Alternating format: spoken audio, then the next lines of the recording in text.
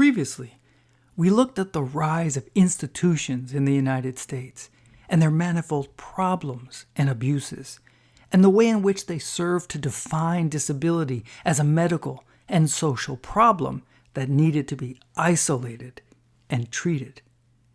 We also considered how during the Second World War, some 3,000 conscientious objectors performed their public service in these institutions, and in this way, 3,000 Americans who would have never set foot in such an institution and had no connection to the issue were suddenly thrust into a reality that utterly shocked them.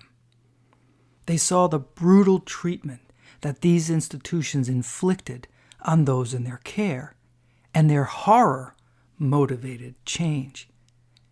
And recall how following the war, they formed the National Mental Health Foundation, and in 1947, Frank Leon Wright published Out of Sight, Out of Mind through the foundation.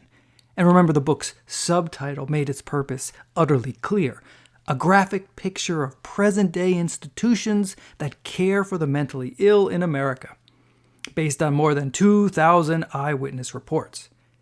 The book received praise by former First Lady Eleanor Roosevelt, who promoted its call for reform.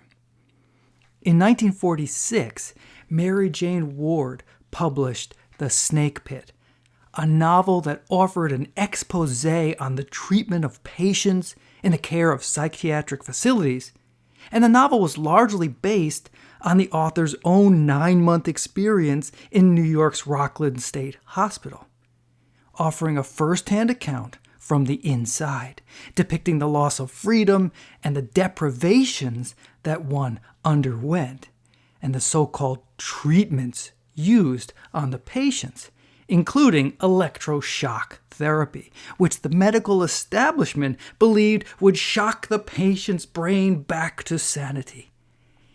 In 1948, this powerful novel was transformed into a movie of the same name. In this period, some medical experts and scholars began to examine the effects of institutions on people's sense of themselves, arguing that civil liberties were being denied by those in the institutions, that these were in fact the problem, and that the very institutions themselves were dehumanizing.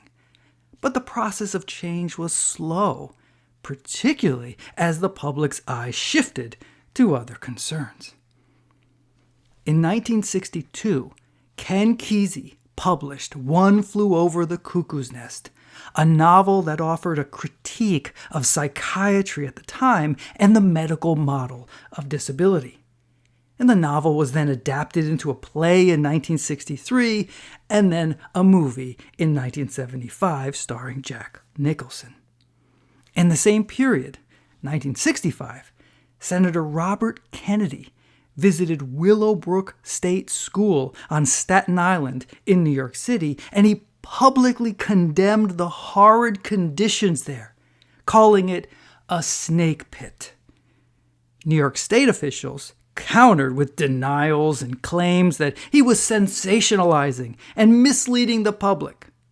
This inspired Burton Blatt, a professor at Boston University, with photographer Fred Kaplan, to visit various institutions in the Northeast in 1965.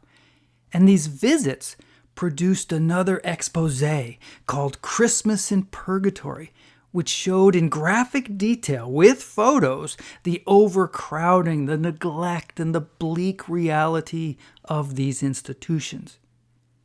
In 1971, New York reporter Geraldo Rivera visited Willowbrook and with TV camera on again showed the horrific reality to the New York TV audience: overcrowding, mistreatment, and neglect. This was shock journalism, which helped ratings, but it also exposed the horrors of an institution which at that time had more than 4,700 people in its care. In 1972, the U.S. Supreme Court ruled in the case of Wyatt versus Stickney that there must be a minimum standard of care for these institutions. And that standard, in this particular Alabama case it was examining, was not being met. The court ruled that a person in such an institution must receive treatment, rehabilitation, and training. They could not just be abandoned and warehoused. It set a minimum constitutional standard. 3 years later, in 1975, in O'Connor versus Donaldson, the court ruled that a non-dangerous, that's the quote, they used that term, non-dangerous mental patient had a constitutional right to liberty. They could not be arrested and simply held, simply legally warehoused, just because they were deemed different. Let me share one additional court case, that of Youngberg versus Romeo in 1982, where the Supreme Court ruled that people with disabilities in institutions have constitutional rights to safety, to freedom from undue restraint, and to treatment. They deserved protection and care. The post-war movements to expose the problems of institutions and to defend the civil rights of those in them led to the process of deinstitutionalization in the 1980s. Willowbrook, for example, closed in 1983. It had been the purported promise of the institution back in the 19th century, which had combined religious enthusiasm and modern science to perfect and improve humanity. More than a century later, it had proved to become a nightmare for those it sought to help. Institutions closed and were reduced in size. For example, in California, the state's psychiatric hospital population dropped from 37,000 in 1955 to only 2,500 at the present. They were replaced by day programs and new pharmaceuticals. But where did the residents go?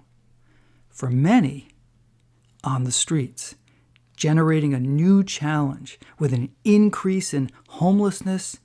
And from there, many individuals with disabilities found themselves in jails and prisons.